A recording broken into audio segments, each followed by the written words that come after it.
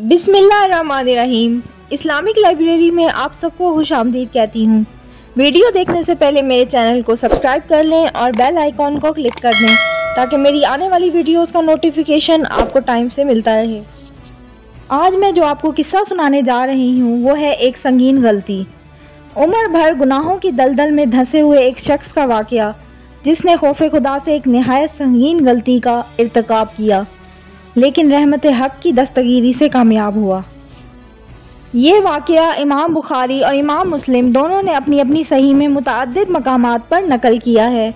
इन तमाम रिवायात को सामने रखा जाए तो उसका खुलासा ये है कि हज़रत अबू हुरैरा रज़ियल्लाहु अन्हु से रिवायत है कि जनाब रसूल अल्लाह सल्लल्लाहु अलैहि वसल्लम ने इरशाद फरमाया कि एक शख्स था जो कि बहुत मालो दौलत वाला और कसीर औलाद वाला था। अल्लाह ताला ने उसे दुनियावी मालो दौलत की भी फरावानी अता फरमाई थी और जवान बेटे भी अता फरमाए थे। अल्लाह ताला की इन अजीम नेमतों के बावजूद वो बड़ा ही अपनी जान पर जुल्म करने वाला और नेकी से दूर भागने वाला इंसान था। सारी उम्र उसने गुनाहों में, मासी के इर्तिकाब में और कबाइर में मुब्तला रहते हुए गुजारी थी। कभी कोई नेकी का काम उससे सरजद ना हुआ था। जब उसकी मोहलत हयात ख़त्म होने को आई और मर्जुल मौत में मुब्तला हुआ तो उसे ख्याल आया कि मैंने तो अल्लाह की अजीम नेमतों और इतने ऐशो फरावानी के बावजूद उम्र भर उसकी नाफरमानी की है।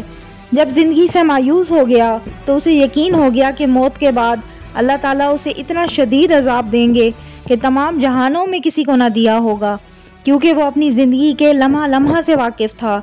उसे इसी ख्याल से उस पर इतनी दहशत तारी हुई कि ये भी भूल गया कि अल्लाह ताला तो हर चीज़ पर कादिर है।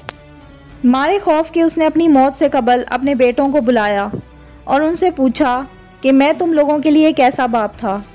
बेटों ने कहा, बहुत बेहतरीन बाप थे।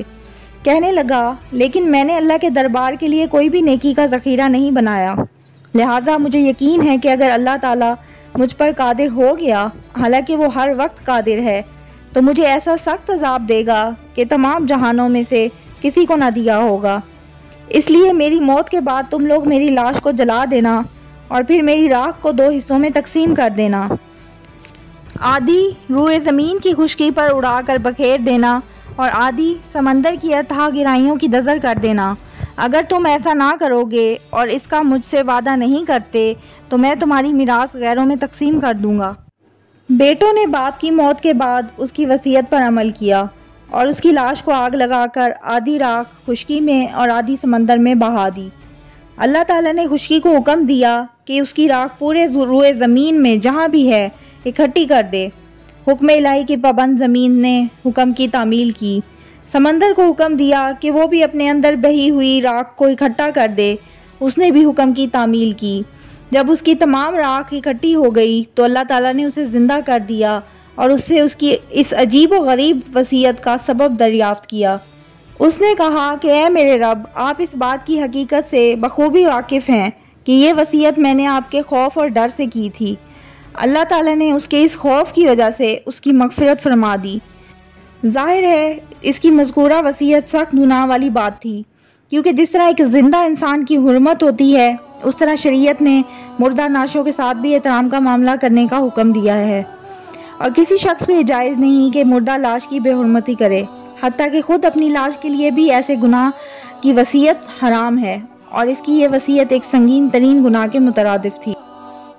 इलावा जी ये इस पर मबनी थी कि ऐसा करने के बाद नाउज़ुबिल्लाह अल्लाह ताला उसे दोबारा ज़िंदा करने और ज़ाब देने पर कादिर ना होगा, जो ज़ाहिर है एक संगीन तरीन एतकादी गलती है।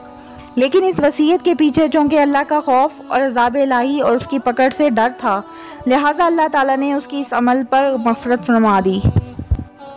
इस हदीस से अल्लाह ताला की कुदरत कामला का इजहार भी होता है कि किस तरह अल्लाह ने रूए ज़मीन की खुश्कियों और समंदरों की गहराइयों में बिखरी हुई और बहाई हुई राख को जमा करके उसे ज़िंदा फरमाया और इस तरह अल्लाह क़यामत के रोज़ सारी मखलूक़ात को दोबारा ज़िंदा फरमाएंगे। इससे ये भी बात मालूम होती है कि एक मोमिन बंदे की हालत हर वक्त 2 कैफियत के दरमियान होनी चाहिए, यानी खौफ भी हो, अल्लाह के अज़ाब का खौफ भी हो और उसकी रहमत की उम्मीद भी हो। किसी एक कैफियत का गलबा सही नहीं। खौफ का गलबा ऐसी कैफियत पैदा कर देता है जो इस हदीस में मज़कूर शख्स की हुई। अल्लाह का खौफ बहुत बुलंद और कीमती चीज़ है।